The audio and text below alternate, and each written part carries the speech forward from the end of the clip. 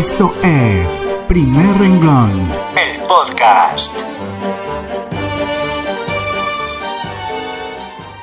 Hola, bienvenidos a este segundo episodio de la temporada de Edgar Allan Poe. En el episodio anterior leímos el poema El Cuervo, pero se nos olvidó hablar algo del autor.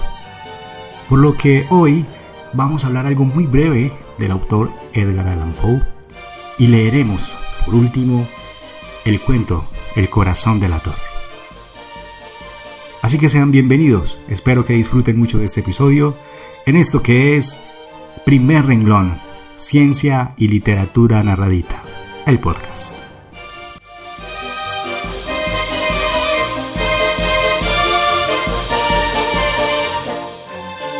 Les cuento que en esta parte de cada episodio vamos a hablar de los autores. Será algo muy sencillo, muy concreto. Digamos, para este tema de Edgar Allan Poe, hoy hablaremos una parte, en el siguiente episodio tocaremos más y cada vez sobre cosas interesantes del autor. Lo hacemos breve porque pues viene ahí también algunos textos que vamos a narrar de ellos y pues para no extendernos muchísimo, aunque sí, claro, amerita hacer capítulos exclusivos sobre todo ello y lo estaremos haciendo. Para Edgar Allan Poe, en principio nació en Boston, en Estados Unidos, en 1809 y fallece en Baltimore en 1849, muy joven, de tan solo 40 años. Edgar Allan Poe fue un poeta, un narrador y crítico, considerado de los mejores cuentistas de todos los tiempos, aún día, así considerado, porque pues el hombre fue un gran maestro del género y cultivador de la literatura del terror, y aparte inició lo que fue el género policial y la ciencia ficción, imagínense. De esa lucidez de la escritura que tiene Edgar Allan Poe, y digamos por su praxis en la literatura, el hombre logra revalorizar el cuento, sí, darle como esas estructuras más cortas, contenido que no tenga nada que envidiarle a una novela.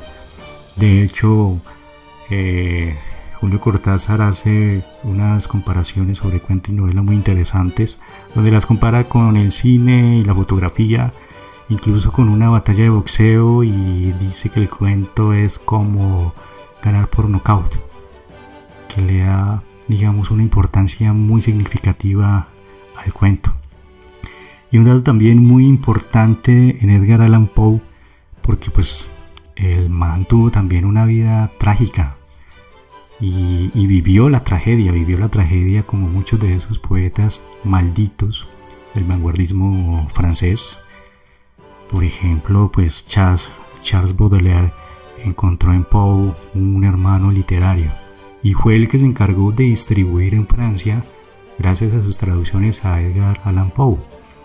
De hecho, por eso sus semejanzas en sus temas, en sus principios poéticos son bastantes. Entonces, esto es lo que les cuento sobre Edgar Allan Poe en esa primera parte. Y en la siguiente o en las siguientes miraremos cuándo trataremos algo sobre su muerte, porque es un misterio. Tengo incluso un libro que se llama La sombra de Poe, escrito por Matthew Fair, un enigma de la historia de la literatura, la muerte de Edgar Allan Poe. Tal vez ahí hay unos datos muy interesantes, no lo he leído, vamos a ver qué encontramos y trataremos así más temas sobre esto. Bueno, vamos con el cuento, El corazón delator.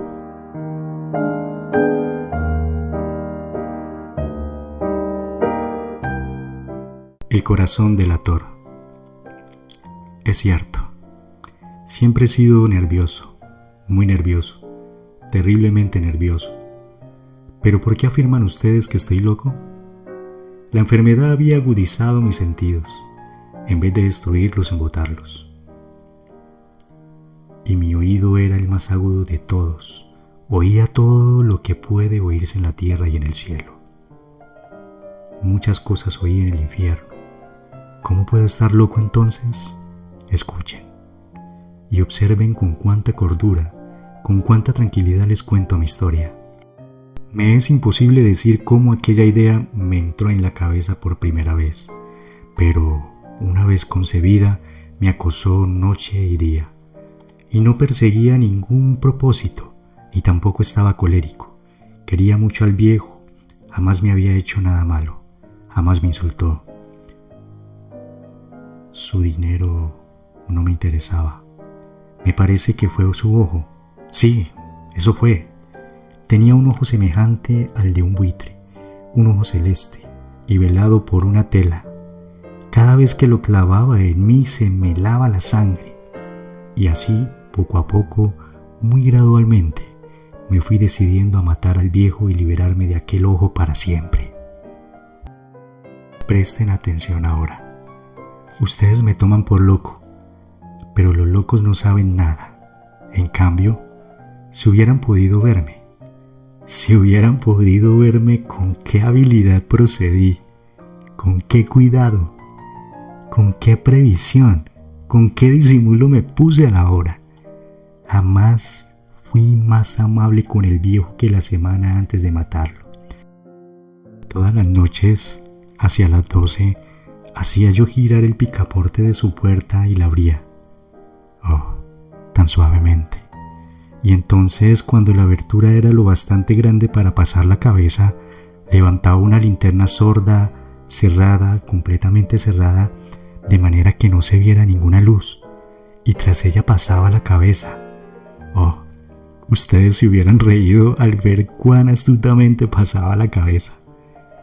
La movía lentamente, muy lentamente, a fin de no perturbar el sueño del viejo.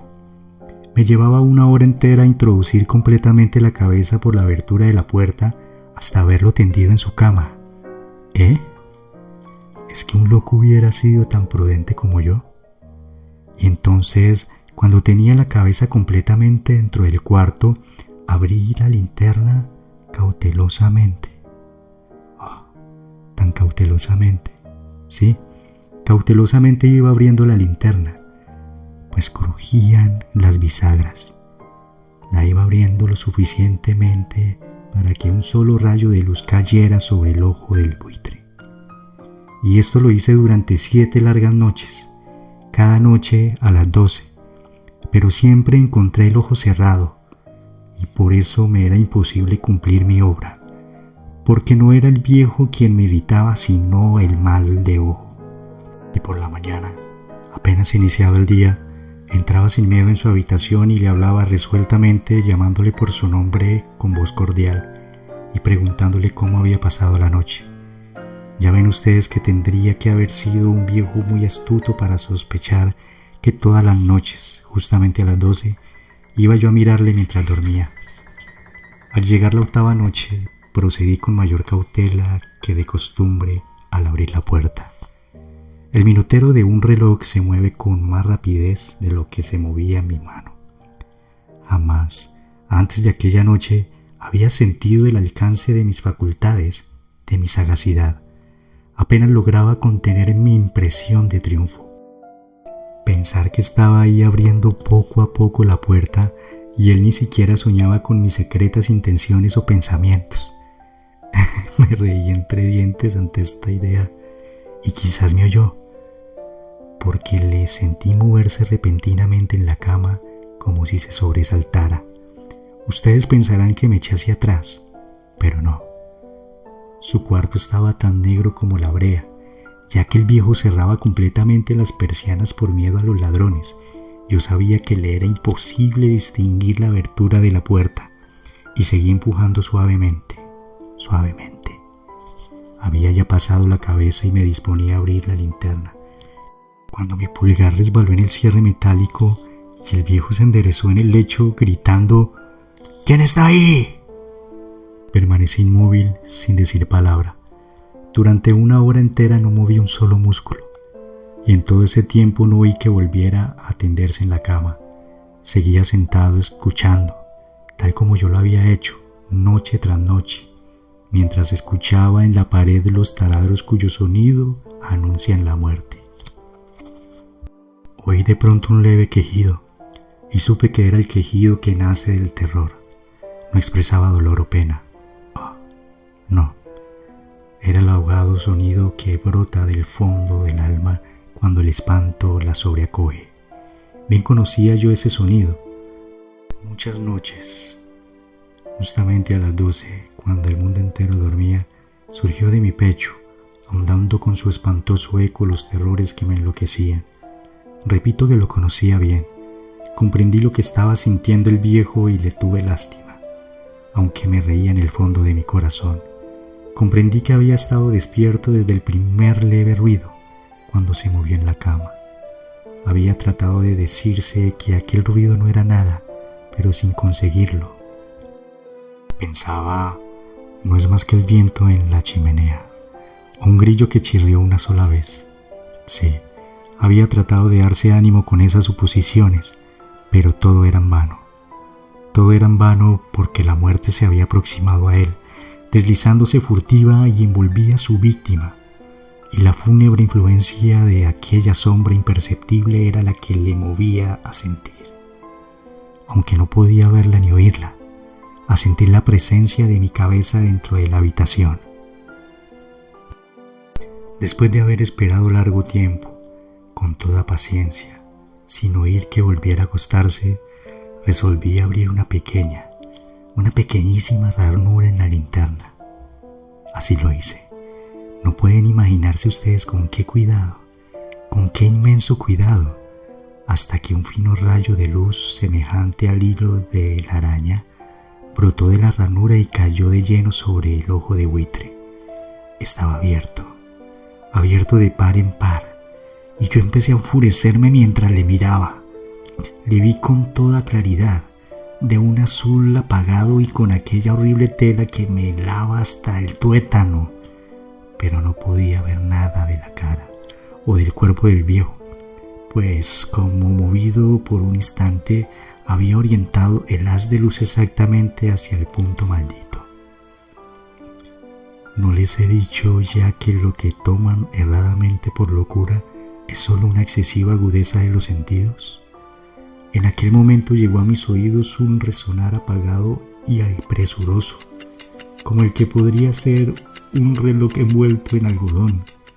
Aquel sonido también me era familiar. Era el latir del corazón del viejo. Aumentó aún más mi furia, tal como el redoblar de un tambor estimula el coraje de un soldado. Pero incluso entonces me contuve y seguí callado. Apenas si respiraba. Sostenía la linterna de modo que no se moviera, tratando de mantener con toda firmeza posible el haz de luz sobre el ojo. Entretanto, el infernal latir del corazón iba en aumento. Se hacía cada vez más rápido, cada vez más fuerte, momento a momento. El espanto del viejo tenía que ser terrible, cada vez más fuerte, más fuerte. ¿Me siguen ustedes con atención? ¿Les he dicho que soy nervioso? Sí, lo soy. Y ahora, a medianoche, en el terrible silencio de aquella antigua casa, un resonar tan extraño como aquel me llenó de un horror incontrolable. Sin embargo, me contuve todavía algunos minutos y permanecí inmóvil. Pero el latido crecía cada vez más fuerte, más fuerte. Me pareció que aquel corazón iba a estallar y una nueva ansiedad se apoderó de mí. Algún vecino podía escuchar aquel sonido. La hora del viejo había sonado. Lanzando un alarido, abrí del todo la puerta y me precipité en la habitación. El viejo clamó una vez, nada más que una vez. Me bastó un segundo para arrojarle al suelo y echarle encima el pesado colchón. Sonreí alegremente al ver lo fácil que me había resultado todo, pero durante varios minutos el corazón siguió latiendo con un sonido ahogado. Claro que no me preocupaba, pues nadie podría escucharlo a través de las paredes.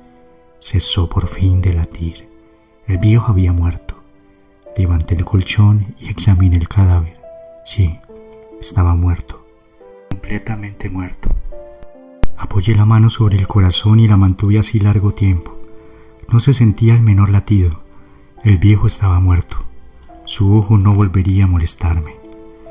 Si ustedes continúan tomándome por loco, dejarán de hacerlo cuando les describa las astutas precauciones que adopté para esconder el cadáver. La noche avanzaba mientras yo cumplía mi trabajo con rapidez, pero en silencio. Ante todo, descuarticé el cadáver, le corté la cabeza, brazos y piernas. Levanté luego 3 planchas del piso de la habitación y escondí los restos en el hueco. Volví a colocar los tablones con tanta habilidad que ningún ojo humano, ni siquiera el suyo, hubiera podido advertir la menor diferencia. No había nada que lavar, ninguna mancha, ningún rastro de sangre. Yo era demasiado precavido para eso. Una coba había recogido todo. Cuando terminé mi tarea, eran las 4 de la madrugada, pero seguía tan oscuro como a medianoche. En momentos en que se oían las campanadas de la higuera, golpearon a la puerta de la calle. Acudí a abrir con toda tranquilidad, pues ¿qué podía temer ahora? Hallé a 3 caballeros que se presentaron muy civilmente como oficiales de policía. Durante la noche, un vecino había escuchado un alarido, por lo cual se sospechaba la posibilidad de algún atentado. Al recibir este informe en el puesto de policía, habían comisionado a los 3 agentes para que registraran el lugar. Sonreí, pues, ¿qué tenía que temer? Di la bienvenida a los oficiales y les expliqué que yo había lanzado aquel grito durante una pesadilla. Les hice saber que el viejo se había ausentado a la campaña. Llevé a los visitantes a recorrer la casa y los invité a que revisaran bien. Finalmente, acabé conduciéndolos a la habitación del muerto. Les mostré sus caudales intactos y como cada cosa se hallaba en su lugar, en el entusiasmo de mis confidencias, traje sillas a la habitación y pedí a los 3 caballeros que descansaran allí de su fatiga, mientras yo mismo, con la audacia de mi perfecto triunfo, colocaba mi silla en el exacto punto bajo el cual reposaba el cadáver de mi víctima. Los oficiales se sentían satisfechos. Mis modales los habían convencido. Por mi parte, me hallaba perfectamente cómodo. Se sentaron y hablaron de cosas comunes mientras yo les contestaba con animación. Mas al cabo de un rato, empecé a notar que me ponía pálido y deseé que se marcharan. Me dolía la cabeza y creía percibir un zumbido en los oídos, pero los policías continuaban sentados y charlando. El zumbido se hizo más intenso, seguía resonando y era cada vez más intenso. Hablé en voz muy alta para liberarme de esa sensación, pero continuaba lo mismo y se iba haciendo cada vez más clara, hasta que al final me di cuenta que aquel sonido no se producía dentro de mis oídos. Sin duda debí de ponerme muy pálido, pero seguí hablando con creciente soltura y levantando mucho la voz. Pero el sonido aumentaba. ¿Y qué podía hacer yo? Era un resonar apagado y presuroso, un sonido como que él podría ser un reloj envuelto en algodón. Yo jadeaba tratando de recobrar el aliento y sin embargo los policías no habían oído nada. Hablé con mayor rapidez, con vehemencia, pero el sonido crecía continuamente. Me puse de pie y discutí sobre insignificancias en voz muy alta y con violentas gesticulaciones, pero el sonido crecía continuamente. ¿Por qué no se iba? Anduve de un lado a otro a grandes pasos como si las observaciones de aquellos hombres me enfurecieran, pero el sonido crecía continuamente. ¡Oh Dios! ¿Qué podía hacer yo? Lancé espumarajos de rabia, maldije, juré, balanceando la silla sobre la cual me había sentado, raspé con ella las tablas del piso, pero el sonido sobrepujaba a todos los otros y crecía sin cesar. Más alto, más alto, más alto. Y entre tanto los hombres seguían charlando plácidamente y sonriendo. ¿Era posible que no oyeran? ¡Santo Dios! No, claro que oían, y que sospechaban, sabían y se estaban burlando de mi horror. Sí, así lo pensé y así lo pienso hoy, pero cualquier cosa era preferible a aquella agonía, cualquier cosa sería más tolerable que aquel escarnio. No podía soportar más tiempo sus sonrisas hipócritas, sentí que tenía que gritar o morir, y entonces, otra vez, escuchen, más fuerte, más fuerte, más fuerte, más fuerte. Basta ya de fingir, malvados, aullé. Confieso que lo maté. Levanten esos tablones, ahí, donde está latiendo su horrible corazón.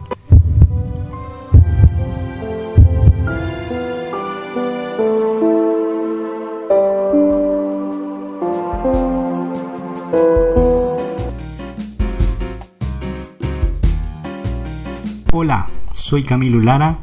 Gracias por escuchar este episodio de la temporada de Edgar Allan Poe. Puedes escuchar este podcast en tu plataforma favorita y en nuestro canal de YouTube. También nos puedes seguir en Instagram, TikTok y Facebook. Depende de donde te encuentres. Feliz día, feliz noche. Dios los bendiga. Chao, chao. Los espero en un próximo episodio.